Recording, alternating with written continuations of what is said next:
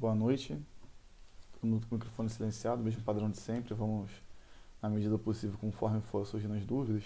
Aí você pode ligar o microfone aí que eu vou entender e já tomar para aqui mais ou menos no ponto que eu não vou perder o sentido. Estamos reunidos em nome do Pai, do Filho e do Espírito Santo. Amém. Vinde, Espírito Santo, enchei os corações dos vossos fiéis e acendei neles o fogo do vosso amor. Enviai vosso Espírito, tudo será criado, e renovareis a face da terra. Oremos. Ó Deus, que instruístes os corações dos vossos fiéis, com a luz do Espírito Santo, fazei que apreciemos retamente nele todas as coisas, segundo o mesmo Espírito, e gozemos sempre da sua consolação, por Cristo Senhor nosso. Amém. Santa Maria, sede da sabedoria, rogai por nós. Em nome do Pai, do Filho e do Espírito Santo. Amém. Hoje, então, vamos dar entrada finalmente ao nosso credo. Nosso credo é um caminho longo pela frente. Vamos entrar já nesse primeiro artigo, que fala de Deus, Criador, Deus Pai, que é um artigo um tanto quanto extenso. Né? No credo niceno-constantinopolitano, ele começa, né? Creio em um só Deus Pai Todo-Poderoso, Criador do céu e da terra, de todas as coisas, visíveis e invisíveis. Já no credo apostólico, né? O símbolo apostólico, que é o que nós rezamos na missa, vem o creio em Deus Pai Todo-Poderoso, Criador do céu e da terra. É a mesma coisa. E essa é a nossa profissão de fé. Então, eu vou pular aqui o número 185 e subsequentes aí, porque eu já falei sobre tudo isso na outra aula. Ele meio que confirma. E vou iniciar a partir do número 198. A partir do 198. No 198 vai dizer assim: nossa profissão de fé começa com Deus, pois Deus é o primeiro e o último, o começo e o fim de tudo. O credo começa com Deus Pai, pois o Pai é a primeira pessoa divina da Santíssima Trindade. Nosso símbolo começa pela criação do céu e da terra, porque a criação é o começo e o fundamento de todas as obras de Deus. Deus é o alfa e o ômega, o princípio e o fim. Então, o princípio do nosso credo é Deus. O princípio é creio em Deus Pai. É interessante que a gente vai ver um pouco mais para frente que essa figura do Pai, ela não era muito comum, né? No Antigo Testamento, lá com os judeus. Eles não tinham muito esse tratamento por Deus. Você vê sempre os judeus chamando o Senhor dos Exércitos, o Senhor do Universo, o Senhor das Nações, mas dificilmente você via eles dando essa ideia de Deus. Tanto quanto Jesus vem e fala assim: eu sou o Filho do Homem. Então os judeus se escandalizam com aquilo, porque ele se denomina Filho de Deus. E partindo aqui para os finalmente, número 199, diz assim: é o início do primeiro artigo propriamente dito. Creio em Deus. Esta primeira afirmação da profissão de fé é também a mais fundamental. Por que fundamental? Porque tudo se resume a Deus. Né? Ela é a principal, vamos dizer assim. A nossa fé é uma fé trinitária, mas ela é unitária também. Né? Deus, ele é trindade, mas ele não é separado, ele é unido. É um só Deus, não são três deuses. Então, quando nós dizemos creio em Deus, ou creio em um só Deus, como está no credo niceno, nós estamos afirmando que a nossa fé ela é monoteísta. Ela é uma fé em um Deus único. E isso é o fundamento de toda a nossa fé. Daqui em diante, tudo que nós dissermos, creio na Virgem Maria, creio em Jesus, creio no Espírito Santo, tudo isso tem fundamento primeiramente em Deus. A causa primeira, né, é Deus. A causa primeira, como a gente diz em filosofia, a causa primeira de todas as coisas, né, é Deus. Ele que causou todas as outras causas, vamos dizer assim. E o número 1 embaixo diz, o título já é Creio em um só Deus. O número 200 vai dizer, é com essas palavras que começa o símbolo niceno-constantinopolitano. A confissão da unicidade de Deus, que tem sua raiz na revelação divina da antiga aliança, é inseparável da confissão da existência de Deus. É igualmente fundamental. Deus é único, só existe um Deus. A fé cristã confessa que há um só Deus, por natureza, por substância e por essência. Então, no Antigo Testamento, né, a gente vê ali os diversos povos que tinham, até mesmo os judeus, eles não tinham meio que um rumo, vamos dizer assim, antes do povo ser eleito, eles tinham suas crenças, mas não era a crença de um Deus único, né, o fundamento da vida. Eles criam em divindades. É, e essas divindades, que eles davam diversos nomes, eles prestavam cultos a eles. Outros povos também, né, tinham essas crenças de divindades até hoje. Algumas dessas crenças elas se perpetuaram, mas como eu falei em outras aulas, você vê que a crença dos povos em divindades distintas só confirma de que existe algo único, né? Que é o quê? Existe algo ordenador de todas as coisas, né? Sei lá, dá um exemplo. Tem lá os povos que acreditavam no sol, na lua, no deus dos oceanos, no deus da chuva, enfim. Mas isso tudo era centralidade, era unido, né? Essas crenças distintas, elas eram unidas por uma crença que existe uma ordem que é, é realmente isso, é uma ordem do universo, vamos dizer assim, é o que ordena o universo, é o que faz os planetas girarem, é o que faz o sol aparecer e sumir, é o que faz o dia ser claro e a noite ser escura. Existe uma ordenação. Para que essas divindades sejam cultuadas, mesmo assim, eles acreditavam que existia uma ordenação, né, que dava, vamos dizer assim, fazer com que as engrenagens funcionassem corretamente, né? Um relógio, para ele funcionar, ele precisa que cada engrenagem ela funcione, né, dentro do seu tempo ali e tal. Mas existe algo que dá o movimento inicial, né? Não estou dizendo que a gente acredite nisso em relação à divindade, mas funcionava assim para os povos pagãos. Por mais que eles acreditassem na existência dessas divindades, eles cultuassem essas divindades, existia sim para eles uma ordenação, né, dessa união dos movimentos dos corpos, vamos dizer assim. O número 202, então, é interessante também a gente lembrar que é o seguinte: Deus só se revelou ao homem, né? Ele se revela já na criação, mas assim, o homem depois da sua queda de consciência, né, a sua queda no paraíso, Deus só se revelou ao homem, né, lá fez a sua aliança lá com Noé, mas em Abraão, né, onde ele elegeu o pai das nações, que ali ele fez a sua revelação, propriamente dita, né? Mas aonde ele realmente foi revelado como o Deus único, como aquele que é o Deus que deveria ser cultuado realmente, foi lá com Moisés, né? É onde ele elege o seu povo, né? Ele elege por quê? Porque ele separa um povo para poder sair, né, lá do Egito e em direção a uma terra que era determinada por ele. Mas a partir dali, onde ele escolhe o seu povo, ele também se revela ao seu povo, como a gente vai ver um pouco mais para frente. O número 202 diz assim: Jesus mesmo confirma que Deus é o único Senhor e que é preciso amá-lo de todo o coração, com toda a alma, com todo o espírito, com todas as forças. Ao mesmo tempo, dá a entender que ele mesmo é o Senhor. Confessar que Jesus é o Senhor é o específico da fé cristã. Isso não contraria a fé em Deus único. Crer no Espírito Santo, que é o Salvador e dá a vida, não introduz nenhuma divisão no Deus único.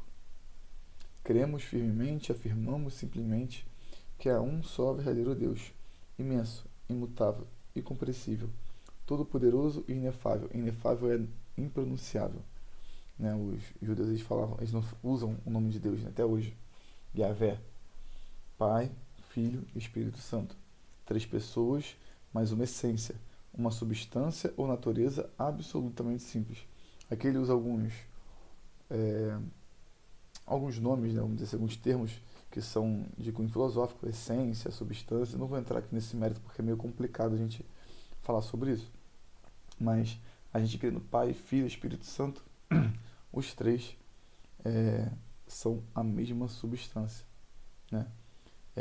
Vamos dizer assim, eles têm a mesma essência. Os três são Deus. Eles estão dentro da mesma relação. Eles participam de uma relação, vamos dizer assim, né? Deus ele é uno, ele é somente um Deus, mas ele participa dessa relação dessas três figuras, vamos dizer assim. É porque a gente na nossa cabeça é o seguinte: pô, quem é Deus Pai? Ah, Deus Pai, ele tá lá, inacessível, então ele é um velho barbudo que está controlando todas as coisas. Não funciona muito bem assim. Ah, quem é Deus Filho? Ah, Deus Filho é Jesus, apareceu aqui no mundo e tal.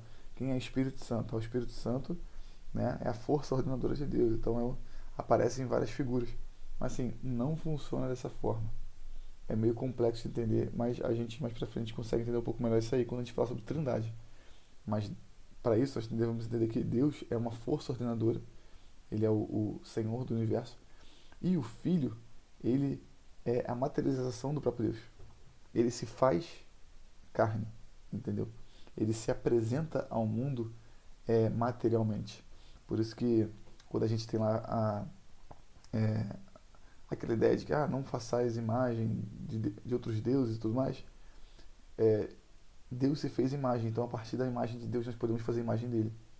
Né? É como se você tivesse uma foto de Jesus. Ah, não, não posso tirar foto de Jesus porque Jesus, Deus mandou que a gente não fizesse imagem de Deus. Não, pô, você tem o próprio Cristo ali, entendeu? Mas vamos continuar aqui mais pra frente, a gente entende isso. Essa é a primeira parte aqui. Eu confesso que eu pulei bastante, porque tem muita coisa que ele vai falar aqui na segunda parte, que eu vou tratar aqui, que já é a segunda metade dessa introdução aqui do primeiro artigo do Credo. Mas eu vou gostar de destacar para o Catecismo de número 206. Número 206, embaixo do título Eu sou aquele que é. Diz assim: ao revelar seu nome misterioso de Yahvé, eu sou aquele que é, ou eu sou aquele que sou, ou também eu sou quem sou, Deus declara que ele é e com que nome se deve chamá-lo. Né? Moisés pergunta lá para Deus qual é o nome dele, porque o povo não estava acreditando muito nele.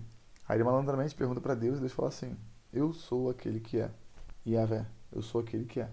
Então, assim, ele revela o seu nome dessa forma. É interessante. Vamos continuar aqui que depois eu comento. Ele é ao mesmo tempo, este nome divino é misterioso como Deus é mistério. Ele é ao mesmo tempo um nome revelado e como que a recusa de um nome. E é por isso mesmo que exprime da melhor forma a realidade de Deus como ele é, infinitamente acima de tudo que podemos compreender ou dizer. Ele é o Deus escondido. Seu nome é inefável, impronunciável, e ele é o Deus que se faz próximo dos homens. Eu ia comentar o seguinte, que é interessante que no, no hebraico, né, lá no aramaico antigo, o verbo ser, né, é uma conjugação do verbo ser, ele não tem a mesma conjugação, ele não tem a mesma designação, melhor dizendo, que no português, que no inglês. Né? Ele não dá a mesma ideia, ele não exprime a mesma ideia. Né? Aqui a gente fala assim, eu sou o Fernando. No hebraico, no aramaico, a gente não diria, né, traduzindo, eu sou o Fernando. Eu diria eu, Fernando. O verbo ser, ele dá uma ideia de uma consistência, vamos dizer assim, ontológica, uma consistência, assim, da substância daquela coisa, que assim não pode ser diferente, entendeu? Algo que é verdadeiro, algo que exprime uma ideia realmente, como posso dizer, que não pode ser diferente daquilo. Então, quando Deus diz, eu sou, né, aquele que é, né, eu sou aquele que sou, ele diz também o seguinte: eu sou a essência por natureza, eu sou a substância, eu sou a verdade por natureza. Não existe outro verdadeiro como eu. Então, assim, isso para o judeu já causa uma certa estranheza. Não sei se vocês lembram lá quando Jesus vai ser preso, né? Aí os soldados perguntam, é, Jesus pergunta: a quem procurais? Aí os soldados dizem: a Jesus o Nazareno. Aí Jesus diz o quê? Eu sou. E isso escandaliza aqueles que vão prender, escandaliza todos os sumos sacerdotes, escandaliza todos, porque ele fala exatamente o que Deus fala: eu sou. Ele não fala que eu, Jesus. A tradução que vem do hebraico, né, para o grego, é justamente eu sou, nesse sentido de como Deus disse que ele também era. E não como a gente está acostumado a dizer que eu sou o Fernando, eu sou a Tati, eu sou o Gleison. Não, ele diz eu sou, confirmando a sua natureza divina, entendeu? É assim como também lá no, na Eucaristia, né? Jesus diz o seguinte: tomai todos e comei. Isto é o meu corpo. Ele diz que o pão é o corpo dele. Ou seja, aquele pão, a partir daquele momento, ele partilha, ele se transforma na sua essência, na essência de Deus. Entendeu? É totalmente diferente de como é interpretado pelos protestantes, que é somente é, porque os protestantes também perderam muito do latim, do grego que foi escrito, mas eles interpretam como se fosse simplesmente, tomai todos e comer, isto é o meu corpo, isto representa o meu corpo. Só que o verbo ser nunca pode significar representar. Em nenhuma outra língua você vai ver o verbo ser, nem no português, nem no inglês, ele tem o significado de representar. Nunca. Mas vamos dar seguimento a isso aqui, que é só uma curiosidade que é muito importante assim, para a gente entender por que Jesus, ao dizer na sua prisão, eu sou, ou ao dizer sobre o pão, isto é o meu corpo, tem uma designação diferente do que a gente está acostumado a entender sobre o verbo ser. É justamente porque no hebraico original, a palavra, né, o verbo ser, tem uma designação totalmente diferente. E diz assim, ó, só a primeira frase do parágrafo seguinte: ao revelar seu nome, Deus revela ao mesmo tempo sua fidelidade, que é de sempre e para sempre, válida tanto para o passado como para o futuro. Então, assim, aqui até ele cita o capítulo 3 de Êxodo, né?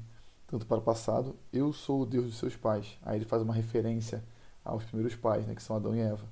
Depois, eu estarei contigo, né? Ele vai fazer a referência à vinda de Cristo e depois a permanência do Espírito Santo na igreja. Número 209. Por respeito à santidade de Deus, o povo de Israel não pronuncia seu nome. Como eu já comentei, o povo de Israel não fala, né? É o nome de Deus. Não pronunciarás o nome santo de Deus em vão. Na leitura da Sagrada Escritura, o nome revelado é substituído pelo título divino Senhor, Adonai, e em grego, Kyrios. É com esse título que será aclamada a divindade de Jesus. Jesus é o Senhor. É interessante, como eu comentei daquela vez, né, Gleison, que esse título Kyrios, Adonai, ele é usado por Santa Isabel, ao qual nós celebramos a sua festa hoje. Santa Isabel, prima de Nossa Senhora. E quando ela recebe a visita de Maria, ela fala: que honra devo, né? A que honra eu devo a receber a visita da mãe de Adonai, da mãe de Kyrios, da mãe do meu Senhor. Porque ela reconhece naquele momento que Maria carregava no ventre o próprio Deus, né? Ela não carregava simplesmente, meu Senhor, era um profeta, era um qualquer um. Não, era o próprio Deus. Justamente porque a palavra que era usada era essa, Kyrios, né? No original latim, no grego, a escrita do Evangelho foi usada a palavra Kyrios para designar justamente que era a mãe de Deus, não a mãe simplesmente do Senhor, um mestre ou Senhor. Então assim, isso já entra na ideia do dogma mariano da mãe de Deus, Maria Theotokos, a mãe de Deus, onde alguns de nossos amigos costumam dizer que ela não é mãe de Deus, ela é mãe de Jesus. Mas se a gente um dia conseguir separar Jesus de Deus, ou entender de alguma forma que ele não é Deus, aí a gente consegue dizer que ela não é mãe de Deus. Mas enquanto isso, enquanto Jesus for Deus, ela será mãe de Deus. Essa é a verdade, porque ela é mãe de Kyrios. É um argumento muito forte, né? A gente para pensar direitinho, você indo na origem, nas Sagradas Escrituras, né? Na linguagem da época, tudo, Uhum. tudo então é um argumento fortíssimo. Isso Tem aí que recorrer à não. etimologia. É, Se não recorrer à etimologia, a gente perde o sentido do original. Por isso que os dogmas eles acabam se esvaziando de sentido para alguns, porque perde o sentido real do que está escrito. No número 213, então, abaixo do título Só Deus é, vai falar sobre a revelação. A revelação do nome inefável, a revelação do nome inefável, eu sou aquele que sou, contém, pois, a verdade de que só Deus é. É nesse sentido que já a tradução dos 70, Septuaginta, que é a nossa Bíblia, e na esteira deles, a tradição da igreja compreenderam o nome divino. Deus é a plenitude do ser e de toda a perfeição, sem origem e sem fim. Ao passo que todas as criaturas receberam dele todo o seu ser e o seu ter. Só ele é seu próprio ser, e é por si mesmo tudo o que é. Confuso isso aqui, mas resumindo, é o seguinte: quando a gente ouve um ateu falando, Deus não existe, realmente Deus não existe, ele não está errado.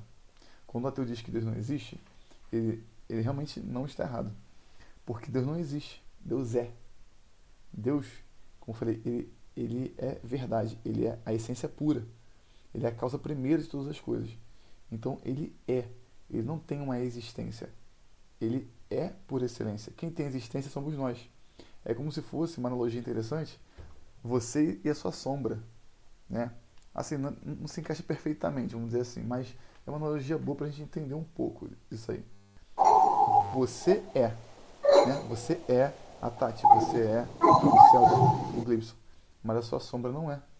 A sua sombra, ela existe, mas ela existe porque você existe, né? Claro que existe a relação com a luz e tudo mais, mas a sua sombra só existe por causa da sua existência. Então, assim como nós temos essa relação direta com Deus, a gente só existe por conta da existência de Deus. Então, Deus é. Ele é a existência. Ele é o ser. Nós não somos os seres. Nós somos, vamos dizer assim, reflexos, né? Nós somos sombras, né? Estamos na aparência do ser, temos a aparência do ser. Por isso que quando lá no Gênesis vai dizer o seguinte: e nós, né, façamos o homem à nossa imagem e semelhança. Façamos o homem à nossa imagem e semelhança. Perdão, houve um barulho aqui. Façamos o homem à nossa imagem e semelhança. Por quê? Porque nós somos essa semelhança de Deus, essa sombra de Deus. Ele é a existência, ele é a essência, e nós somos, né, ele não é a existência, ele é a essência, nós somos a existência, né, por extensão dele, por amor dele, como a gente vai ver mais pra frente também, onde estudaremos que Deus é amor. Fernando, quando você começou a falar aí sobre a não existência de Deus, porque ele é, eu lembrei do comparativo que um dos símbolos de Deus é o círculo, né? Que não tem começo, meio nem fim, ou seja, ele é eterno, ele sempre existe. E quando você começou a falar, eu justamente comecei a pensar nisso, eu fiz a referência do círculo, né? Porque existir uma coisa para poder existir, ela tem que ter o não existir. Ela teria que ter o pré-história, vamos assim dizer, né? Quando a gente fala em história, então a história ela começou a partir desse ponto. Ou seja, a pré-história seria antes dela. Então a mesma coisa não existir. Se o existir, ele parte daqui, teria o não existir. E na verdade, Deus nem existiu porque ele é o que é, né? Ele é Ele o é o que é. ciclo, é o começo, meio, fim, Eu é a gosto. eternidade. O círculo é uma analogia muito boa. Eu gosto muito de usar também aquela do oito deitado, né? Também é legal. Ah, Mas sim. eu gosto muito de lembrar da matemática, né? A matemática, ela explica, ela consegue, apesar das pessoas serem contrariadas por isso, mas a matemática ela explica muito bem também essa existência de Deus. Uma analogia que a gente consegue fazer da matemática, por exemplo, a reta, a semi-reta e o segmento de reta. Deus, ele é atemporal, ele está fora do tempo. Quando a gente diz que Deus é eterno, o alfa e o ômega, o eterno que a gente tem na cabeça, né? O que é uma coisa eterna? Uma coisa que começa e vive para sempre. Não. Uma coisa eterna, ela não tem começo. É como a reta. Quem lembra de matemática, acho que a gente que é um pouco mais velho, que não vai lembrar tão bem assim, eu estudei isso aí na década de 90. E a matemática, né? A reta, na verdade, ela não tem um começo. Ela se expande infinitamente para os dois lados. É como o tempo, né? O tempo, ele tem uma contagem, né? A gente conta onde começa o dia, onde termina o dia, né? Mas o atemporal, o eterno, ele não tem uma contagem. A gente não sabe quando começou. Ele tem, por si só, a sua própria existência, né? Faz com que o entendimento a partir dele seja de uma infinitude. Ele não começa e nem termina. Diferente do nosso corpo, a nossa matéria, ela tem começo e fim. Isso é o segmento de reta. Ele tem começo e tem fim. é o segmento de reta. O segmento de reta é esse aqui, ó, né? Tem o começo e fim. A reta não tem começo nem fim, é Deus. E o que que é a nossa alma, né? A nossa alma que nós carregamos, ela é a semi-reta. A semi-reta, ela tem um ponto de começo, mas ela não tem fim. Porque a partir que Deus ele cria uma alma, né? O destino dela é a eternidade, seja no inferno ou seja na glória. Mas o destino dela é a eternidade. Então é Deus, que é o Espírito, o corpo, né? Que é a matéria, né? Deus é a reta, o segmento de reta é a matéria, o nosso corpo, e a nossa alma, né? Ela é a semi-reta que tem começo, mas não tem fim. E, Fernando, inclusive isso a igreja ela retrata como um dos mistérios de Deus, né? Um dos mistérios de Deus. O Deus ele é atemporal, né? Ele não tem começo, Atemporal. meio nem fim, enfim. É uma Tudo isso das, daí é um mistério que não cabe dentro da cabeça humana, né? é Se a uma gente das for parar para características de pensar, Deus. você não consegue entender e nem vai entender, Isso. né? É uma das características de Deus. Ele é temporal, ele é onisciente. O fato dele ser onipresente é isso. Ele é atemporal, está fora do tempo e do espaço. Né? Onisciente, ele é a consciência por excelência. E onisciente, onipresente e onipotente, ele é a potência, ele é o poder por excelência também. Seu poder é infinito. Vamos partir. A gente falou sobre Deus, aquele que é. É bom a gente gravar isso no nossa alma, né? Entender que Deus, ele é dotado de uma existência própria, né? Ele é o ser por excelência. Ele não existe, ele é. É bom a gente entender isso dessa forma. Por quê? Pra gente se gravar por aí que a gente sabe isso? Não, é bom porque a gente a partir disso consegue entender o seguinte: a nossa existência é dependente, entendeu? A nossa existência é dependente. Quando a gente entende que Deus é e que nós existimos, a gente consegue viver uma vida muito mais humilde, né? Claro que eu estou falando assim, meditando e colocando isso na nossa cabeça constantemente. Por quê? O princípio da santidade é a humildade. Humildade, a caridade, né? Essas virtudes, elas são fundamentais para nós atingirmos a santidade. E se nós queremos, né, galgar isso um dia, devemos ser humildes, entendendo que a nossa existência é totalmente dependente de Deus. Totalmente dependente de Deus. Nós só existimos porque Deus quer. Né? Existe uma frase dessa aí, porque Deus quer. Por que fez isso? Porque Deus quer. Minha mãe falava muito, porque Deus quis, pô. Porque Deus quis. Minha mãe não sabia dar resposta pra mim. Coitada, ela, né, não tinha estudo. Ela falava, Fernanda, porque Deus quis. Deus quis assim. E, assim, no fundo é verdade. Né? Tudo é uma dependência de Deus. Ele dá essa liberdade para nossas ações, mas tudo depende de Deus. Até a nossa liberdade depende dele, pra você ter ideia. Né? Se você falar assim, ele nos dá a liberdade. Então, a nossa liberdade depende de Deus. Essa é a verdade. E quando nós colocamos isso na frente de tudo, né, eu lembro, foi essa semana, acho que foi essa semana que acho que eu meti o joelho aqui em algum lugar. Cara, foi alguma coisa que não, caiu um negócio em cima de mim, cara. Eu tava tomando banho, aí minha esposa tava no quarto. Caiu um negócio em cima de mim, eu não lembro o que foi. Mas foi um negócio, acho que foi escova de dente. Eu sei que caiu assim, a ponta do negócio conseguiu cair no meu dedo mindinho do pé. Tipo assim, realmente foi porque Deus quis que o negócio caísse ali. Não tinha outra explicação. O negócio caiu em pé assim, ó. E com a ponta do meu dedo mindinho. Caraca, aquilo me deu uma raiva. Aí eu segurei o xingamento da minha esposa e falei, o que que houve? Aí eu falei, pô, o negócio caiu na ponta do meu pé, não sei o que lá. Aí ela, tá vendo aí, ó, você fica reclamando, não sei o que. Eu falei, não, eu tenho que agradecer. Porque ainda bem que foi a escova de dente. Já pensou se fosse um azulejo? Entendeu? Então, assim, é uma dependência de Deus. A gente tem que reconhecer com humildade que, assim, Deus às vezes ele faz esse tipo de coisa, né? Ele usa a nossa liberdade para nós também reconhecermos a sua grandeza. A gente não se sentir muito grandioso. A gente vê diferente do que acontece hoje, por exemplo, no meio político, no meio científico, né? As pessoas, elas esqueceram de Deus, elas se esvaziaram de Deus e elas se colocam no lugar deles. Né? A gente vê, por exemplo, aí no Brasil, o pessoal legislando, criando lei, no mundo, né? Criando lei a seu bel prazer, como assim?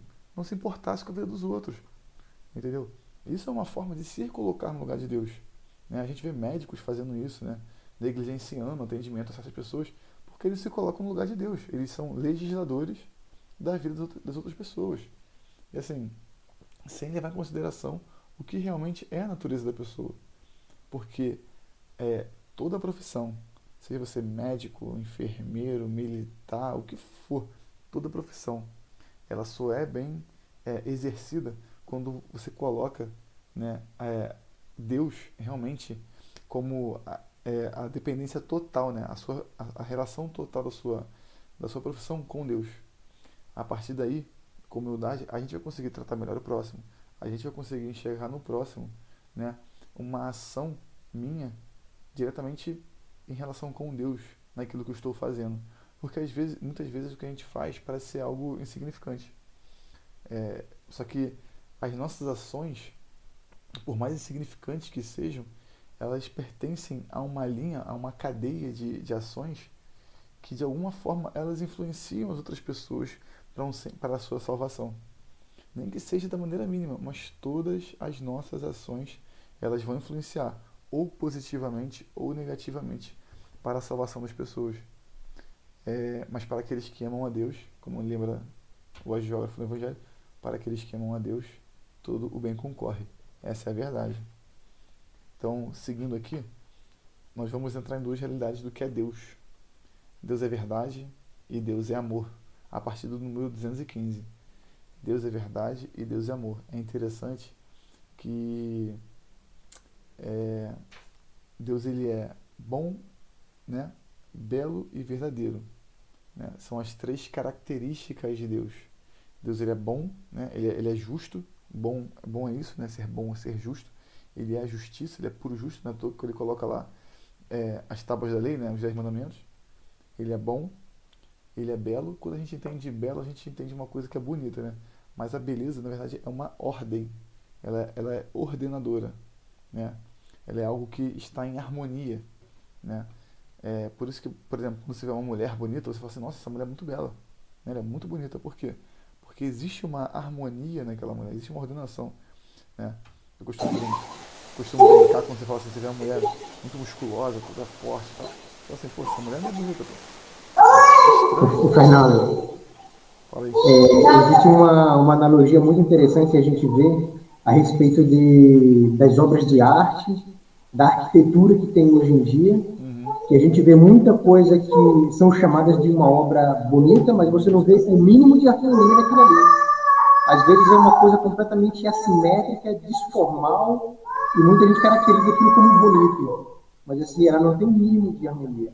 É como você, por exemplo, você vê um caixote de hoje em dia, um prédio moderno, e tu vai comparar ele com um edifício gótico do século XIX. No edifício gótico tu vê uma harmonia, tu vê aquelas pontas apontando para cima, tu vê os arcos ogivais. Num prédiozinho quadrado, assim, qual que é a harmonia, qual que é a beleza, o que transcende daquilo dali. Né? Então, é um exemplozinho básico, mas na verdade existe muita coisa feia de arte, né, de arquitetura, de coisa, que são expostas para a gente como uma coisa bonita. Mas na verdade não tem nada de bonito. Existe uma questão filosófica importante sobre a questão da beleza. Ela é muito discutível, que é o seguinte. Aquela frase, a vida imita a arte ou a arte imita a vida. Então, assim, a conclusão, né, que pelos meus estudos eu mais me aproximo é que justamente a vida, ela sim imita de alguma forma a arte, né? Por exemplo, vamos começar pelo outro princípio. A arte ela imita a vida, porque, né, você vê um fato, sei lá, uma mulher passeando um cachorro, o cara vai lá e pinta uma mulher passeando um cachorro. A arte ela imita a vida. Mas também, de certa forma, a vida vai imitar a arte, porque ao aquilo ali ser contemplado pelas pessoas, aquilo vai ser reproduzido também, entendeu? Então, assim, é interessante que se você pegar as cidades antigas, né, da Europa, você vê como que elas são construídas. Os prédios, as casas, elas são mais baixas, né? E as catedrais, como você bem usou, góticas, cara, elas são enormes, tem torres enormes. E de qualquer canto, e elas eram, né, mais ou menos no centro da cidade, a catedral. E de qualquer canto da cidade, as pessoas enxergavam aquela catedral. Qualquer canto da cidade, as pessoas olhavam e enxergavam. Justamente porque a catedral, ao ter um dedo indicador apontando para o céu, para o divino, que era a torre, ela justamente dava esse dedo às pessoas de o divino, né, as pessoas representavam o divino é muito maior Hoje em dia, o que a gente vê? Um mundo totalmente secularizado e onde os prédios eles são enormes, e as igrejas elas são cada vez menores. A gente tem arranha-céus que cada vez mais se competem para poder construir arranha-céus de, sei lá, 100 metros de altura, né? Porque aquilo ali representa o homem querendo tomar o poder de Deus. Como a gente vê o World Trade Center, e aqui eu não estou fazendo um juízo sobre o World Trade Center, estou falando sobre a simbologia que está envolvido. A queda do World Trade Center, né, a queda das Torres Gêmeas, simboliza justamente a queda do pensamento do homem, né, o pensamento moderno do homem. Né? O homem que ele quis ser Deus, assim como a gente vê na Torre de Babel, o homem quis ser Deus, ele se coloca no lugar de Deus, porque ele não constrói um arranha-céu pensando em se aproximar de Deus, mas aquilo representa o pensamento do homem se colocando no lugar de Deus, eu sou maior do que Deus, e aquilo vem abaixo. Porque um homem, quando não está sustentado pelo amor de Deus, ele só vem a ruir. Quando ele não se coloca embaixo do poder de Deus, ele só vem a ruir. Ô, Fernando, falando sobre a Catedral Gótica, né, eu lembrei, até o século XIX, até 1800 e tanto, a edificação mais alta do mundo era a Catedral de Colônia. De Colônia. E foi construído aí no século XII, 1100 e lá vai ser quanto. Ou seja, durante quase 1000 anos, a sociedade não tinha construído uma outra edificação que fosse maior do que uma catedral. É muito grande, são 113 metros, acho. Assim, é muito grande. Lá na Alemanha, né? Pois é. Não, e depois, para mim, o estilo arquitetônico que eu mais gosto é o gótico. Para mim, o gótico não tem igual. E aí, hoje a gente vê, como você estava falando aí sobre os prédios, as edificações, o gótico a gente vê muito disso, né? Ele tem essas pontas que se levantam, como você falou, elas apontam para Deus. A gente vê hoje em dia existe uma tendência, não só de prédio, mas até de residências, de casas, de serem tudo quadradinhas, né? Quadrado. Pois é, isso daí também é de uma certa forma para poder expressar o igualitarismo. Aqui Sim. todo mundo é igual, né? Aqui não existe nada apontando para cima, não tem nada de É, hierarquia. você vê as casas antigas, né? A fachada das casas antigas, elas têm esse formatozinho assim, né? Esse formato mais bonitinho. Mas assim, isso é uma discussão mais pra frente, mas é assim, um assunto bem interessante, essa questão da beleza. Ainda mais que em relação com a arte, é muito interessante. Tem muitos autores que tratam desse assunto. Pô, isso dá uma biblioteca imensa só sobre esse assunto, que é um assunto muito bom de tratar. Tinha um filósofo britânico que morreu aí, o Roger Sir. Scruton. Roger Scruton. Isso mesmo. Ele Ele fala escreveu sobre só esse um livro assunto. sobre a beleza, né? Muito interessante. Acho que, não sei se ele tem um livro só não, mas ele fala sobre essa questão também. Acho que é mais de um livro, é isso mesmo. Eu vi um É, documentário sobre esse livro. tem um documentário no YouTube, vou até botar no grupo mais tarde. O nome do documentário é Por que a Beleza Importa? Why Beauty Matters. Ai, Esse ai, documentário é excelente. e eu tinha visto esse documentário no YouTube. Eu tentei baixar, eu pensei em baixar, só que depois quando eu fui acessar de novo eu não encontrei, tiraram. Será que tirar? Vou dar uma olhada então. Dá uma olhada, se você encontrar me manda porque eu quero. Pô, que sacanagem, porque esse documentário é muito bom, cara. Muito bom. Sim, muito bom. Aí depois eu procurei porque era feito pela BBC de Londres era. Hum, E depois eu saí catando, procurando em tudo e não encontrei mais em lugar nenhum. pô, esse documentário é muito bom mesmo. Ali você consegue entender a importância da ordenação natural das coisas. Pô, aquilo ali é belíssimo. E o Roger Scruton ele fala com uma propriedade que é sem tamanho. Não, e assim, eu vivo nesse meio aí de arquitetos e tudo. E aí, quando eu vi aquilo ali, eu disse assim, pô, isso aqui é um argumento cabal para mim. É. Depois, quando eu fui tentar baixar o negócio, não estava disponível. Eu disse assim, Pô, caramba, vou quebrou ver se eu agora. acho. Se eu não achar, infelizmente, não tem o que fazer mais. Vou ver se eu acho. Se eu não achar, vou ver se algum amigo meu consigo baixar um tempo atrás. Beleza? Se puder me mandar, eu agradeço. É, então, assim, na filosofia, o bom, o belo, o verdadeiro são os ditos transcendentais. Aqui, né, o catecismo ele separa em Deus é verdade e Deus é amor. A verdade, né, já entra nessa questão. Deus é verdadeiro, né, as três características transcendentais de Deus. Deus ele é verdadeiro. E o amor entra nessa questão do bem e da beleza. Por quê? É, aquele que ama, ele é justo, certo? O que ama, ele é justo. Claro que a justiça também entra na verdade, ela parece se encaixar mais na verdade, né? Porque a verdade, mas não. Eu, né, tendo a acreditar, eu tendo a interpretar, mas que a justiça é uma condição da beleza, perdão, do amor. O amor, né? O pai ama seu filho, então ele é justo com o seu filho, porque ele quer que seu filho se torne uma pessoa justa também, uma pessoa, né, que expresse esse amor também. E o bom, como eu falei, é o justo, e o justo é o amor por excelência. Então, o que é bom e o que é belo é aquilo que ordena o homem para amar. Começando pela verdade, né, é bom a gente entender o seguinte: Deus, quando ele diz que ele é, como eu falei, ele diz que ele é verdadeiro, ele é a verdade plena, né? E para nós entendermos o que é a verdade, primeiramente nós temos que ter uma ordenação interior, vamos dizer assim. Nós temos que ordenar a nossa vontade. Ordenar a nossa vontade, né, colocar ela em ordem, colocar ela em disciplina, quer dizer que nós devemos obediência à verdade. O filósofo historiador Giovanni Reale, ele num livro vai dizer o seguinte: você não luta contra a verdade, né? Você não tem como lutar contra a verdade porque a verdade ela esmaga, a verdade ela te sufoca. Por quê? Experimenta, né, questionar alguma coisa. Qualquer coisa, experimenta questionar qualquer coisa. Né? Assim, você vê um fato, né? E você, será que isso é verdade? Você começa a pesquisar. E você pesquisa a fundo, você começa a pesquisar a fundo aquele fato, você começa a massificar.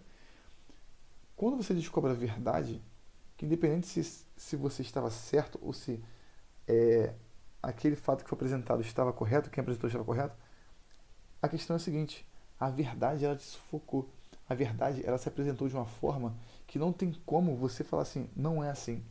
Somente sendo uma pessoa totalmente desonesta para você pensar diferente. Ou você ama ou você odeia, né? Ou você ama ou você odeia. A verdade não tem saída. Né? Tem até uma historinha que eu contei uma vez para minha filha, que é da relação da mentira com a verdade. Eu não vou lembrar agora porque tem ela escrito em algum livro aqui em casa. Mas essa relação da mentira com a verdade é justamente isso. Quem ao descobrir uma verdade, né, se volta contra ela e fala assim, não, isso aqui não é verdade. Adere à mentira. Mas por que adere à mentira? Porque a pessoa é desonesta, a pessoa tem uma vida mentirosa. Por isso que eu falei que a verdade, ela presume que você tem uma ordenação interna, tem uma obediência. Você vê o seguinte, olha o caminho que Jesus faz com os apóstolos. Primeira coisa, ele não apresenta verdade nenhuma para eles. Assim, se você pegar a Bíblia ali, né, no Novo Testamento, a descrição ali dos evangelhos, no início Jesus ele não prega nenhuma verdade para eles. Ele não prega. Ele vai chamando os apóstolos, convocando, vai contando umas historinhas assim, assado, vai mostrando como é que é o amor. Porque ele quer que eles sejam obedientes primeiro. Ele quer que primeiro eles tenham uma ordenação, que eles acreditem, que eles sejam adeptos à verdade, não porque é algo imposto, mas porque eles se ordenaram, se inclinaram para essa verdade. Quando Jesus vai pregar lá no Sermão da Montanha, aí começa aquela dispersão, né, de discípulo para um lado, discípulo para o outro. A multidão que seguia ele já não segue mais. Né? Então, assim, Jesus, que é o exemplo, né, da perfeição da expressão da verdade, ele diz, eu sou o caminho, a verdade e a vida. Então, ele não exige, isso exige uma coisa, obediência. Isso exige que creiam nele. Né? Isso exige isso, obediência. Ele vai trabalhando, ele vai ensinando como deve ser a obediência, né, dos seus discípulos com ele, porque ele mostra a obediência dele com Deus. Ao mostrar sua obediência com Deus, os discípulos aprendem a ser obedientes. E quando Jesus mostra a verdade, não tem como os discípulos fugirem disso, os verdadeiros apóstolos, né? Não tem como fugirem disso. Por quê? Porque eles já estavam com a sua vida, vamos dizer assim, ordenada. A gente pode até argumentar e falar assim, mas Pedro negou Jesus. Mas os apóstolos fugiram quando ele foi preso. Sim, mas é uma característica humana, eles tinham medo, entendeu, do que ia acontecer. Não é que eles negavam a Cristo, Pedro não negou a Cristo, Pedro tinha medo de morrer, pô. Então, assim, eles tinham uma vida ordenada. Não é à toa que depois eles entregaram sua vida pela fé. Todos eles morreram, né, martirizados, menos São João, que morreu na prisão, mas eles entregaram sua vida para a propagação da fé, da verdade. Eles entregaram sua vida em nome da verdade. Porque eles não tinham mais como viver, como crer de uma forma diferente. Aí aqui no número 215 vai dizer assim: Deus é a própria verdade. Suas palavras não podem enganar. É por isso que podemos entregar-nos com toda a confiança à verdade e à fidelidade de sua palavra em todas as coisas. Como é que a gente, como eu falei uma vez, como é que a gente confia naquilo que a gente não conhece? Né? Como é que a gente confia em algo que a gente não conhece? Para nós confiarmos na Bíblia, confiarmos nas Escrituras, na tradição, no magistério, para nós confiarmos nisso tudo. Primeiro a gente tem que buscar conhecer a Deus, tem que se entregar à verdade. A gente tem que obedecer, ter uma vida ordenada. Claro que assim, é um movimento de relação mútua, porque a gente também não tem como conhecer a Deus sem antes não se entregar de certa maneira, de certa medida, às verdades reveladas. Mas a gente só vai se entregando mais ainda às verdades reveladas, justamente porque a gente vai confiando mais em Deus. A gente vai colocando a nossa condição de existência embaixo, dependente da existência de Deus. Com humildade, a gente consegue ser obediente à verdade e defender a verdade acima de tudo. Todos aqueles que morreram pela fé, eles só morreram pela fé, claro, porque isso é dado a eles, né? Isso é um presente. Isso foi dado a eles como um presente, a graça de Deus que os manteve firmes nesse propósito, mas principalmente porque eles sabiam, eles tinham uma vida ordenada, eles sabiam se entregar por isso. E como é que você cultiva isso? Primeiro, se entregando pelo seu marido, pela sua mulher, se entregando pela sua família, se entregando no seu trabalho, né, de maneira ordenada, né, de maneira, vamos dizer assim, honesta, né, a gente se entregando dessa maneira pelo próximo. Jesus, ele dá esse mandamento: amai-vos uns aos outros. Não é à toa, não é simplesmente porque ele quer que a gente se ame, mas porque amando ao próximo, né, a gente se direciona mais ainda nesse caminho de amor a Deus. Número 216 diz assim: a verdade de Deus é a sua sabedoria que comanda toda a ordem da criação e do governo do mundo. Então, assim, essa frase, ela sintetiza o que eu falei, que nós devemos nos colocar abaixo da condição de existência de Deus, dependentes da sua existência, justamente reconhecendo que Ele que ordena, Ele que comanda toda a existência, né? Toda a criação. Por fim, aqui vai dizer que, a partir do número 218, vai falar que Deus é amor. Eu não tenho nenhum comentário a fazer sobre isso. Isso está nos Evangelhos. É interessante, só uma curiosidade, no Antigo Testamento, os judeus não tratavam Deus como Deus é amor. Eles não tinham amor por Deus, vamos dizer assim. Somente a partir lá de Deuteronômio, que a gente vai ver aquela famosa frase, né? Ouve, ó Israel, né? Amai o Senhor teu Deus de todo o coração, de toda a tua alma. Essa frase é famosíssima, esse versículo é famosíssimo. Ouve, ó Israel, amai o Senhor teu Deus. A partir daí eles vão ter essa noção de amor a Deus, mas a plenitude desse amor a Deus, ela vai ser com a vinda de Cristo. Porque ali Deus se faz carne, ali é a presença de Deus no meio deles. Né? Então assim, porque a gente vai ver nos evangelhos como os evangelistas, eles gostam de deixar claro esse amor de Deus com a humanidade, né? Amor também se traduz como misericórdia, né? A justiça, a relação da justiça e misericórdia, isso é o amor de Deus. E fechando esse parágrafo, no número 222 já falar justamente sobre o alcance da fé em Deus. Crer em Deus, o único, e amá-lo com todo o próprio ser, tem consequências imensas para toda a nossa vida. Aí aqui ele vai dar a significação do que é amar a Deus e de como amar a Deus. Né? Alguns exemplos, vamos dizer assim. Aí ele diz: significa conhecer a grandeza e a majestade de Deus, como eu falei, né? Reconhecer essa dependência com Deus, essa grandeza. Você vê que muitas orações elas começam, né? Ó Deus Todo-Poderoso, Criador do céu e da terra. Muitas orações começam assim, reconhecendo essa grandeza de Deus. Né? Deixa eu fechar aqui o negócio. Depois, significa viver em ação de graça. Né? Que é o quê? Fazer o bem ao próximo. Essa relação de amar a Deus e amar ao próximo, como eu falei. significa conhecer a unidade e a verdadeira dignidade de todos os homens. Perdão, eu confundi. Essa ação de graças é o contrário, é reconhecer que tudo o que temos, né? Primeiro a gente reconhece a nossa dependência dele. A gente reconhece que ele é o Todo-Poderoso, a sua grandeza. Depois nós reconhecemos que os bens materiais que possuímos, ou que aqueles que não nos são dados, eles dependem também da ação de Deus. Depois nós reconhecemos, né, significar conhecer a unidade e a verdadeira dignidade dos homens, amar ao próximo. Depois, número 226, significa usar corretamente as coisas criadas. Aí é a ordenação exterior, né? Usar corretamente as coisas criadas. Ou seja, aquilo que nós temos, nós usamos para o bem, para o amor ao próximo, né? Para fazer a vontade de Deus. E por fim, significa confiar em Deus em qualquer circunstância, mesmo na adversidade. Esse último, ele tem relação direta com o primeiro, né?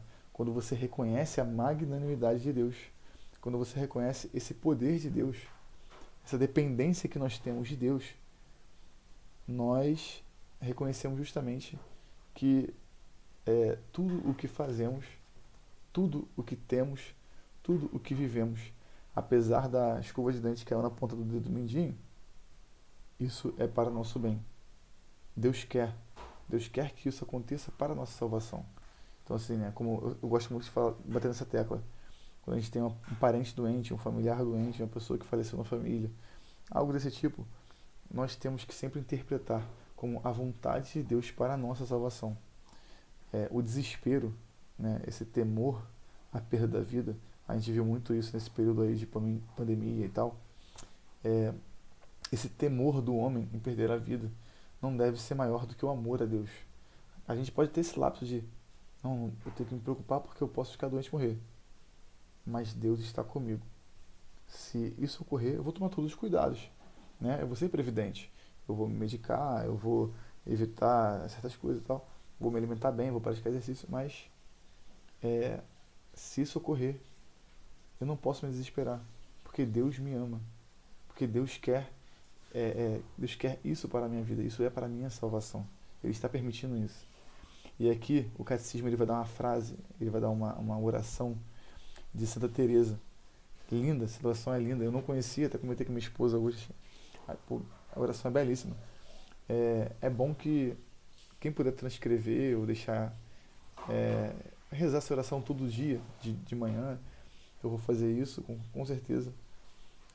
Ou nesses momentos de adversidade, rezar essa oração. Nada te perturbe, nada te assuste. Tudo passa, Deus não muda. A paciência tudo alcança. Quem a Deus tem, nada lhe falta. Somente Deus basta. Que oração belíssima, porque somente Deus basta.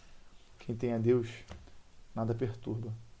Então, peçamos a Deus constantemente nas orações essa paz, né, no nosso coração, para que possamos nos colocar debaixo da sua vontade, com humildade e com paciência.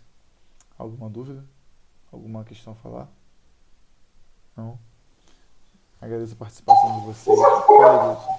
Não, também não conhecia. Muito linda a oração, né? Linda. Simplíssima, mas de uma profundidade sem tamanho, né? Essa Teresa é um negócio inexplicável. Ela era demais mesmo. Agradeço a participação de vocês aí. Semana que vem vamos falar sobre Deus, o Pai, né? O que é a figura do Pai, né? O que significa isso. E vamos encerrar com a nossa oração. Nosso auxílio vem em nome do Senhor, que fez o céu e a terra. Pai nosso que estás no céu, santificado seja o vosso nome. Venha o vosso reino, seja feita a vossa vontade, assim na terra como no céu. O pão nosso de cada dia nos dai hoje, perdoai-nos nossas ofensas, assim como nós perdoamos a quem nos tem ofendido. E não nos deixeis cair em tentação, mas livrai-nos do mal. Amém. Santa Maria, Mãe de Deus, rogai por nós. Em nome do Pai, do Filho e do Espírito Santo. Amém. Pessoal, obrigado aí. Boa noite. Obrigado, Fernando. Obrigado a todos. Boa noite. Tchau, tchau. Fiquem com Deus. Tchau, tchau. Boa noite.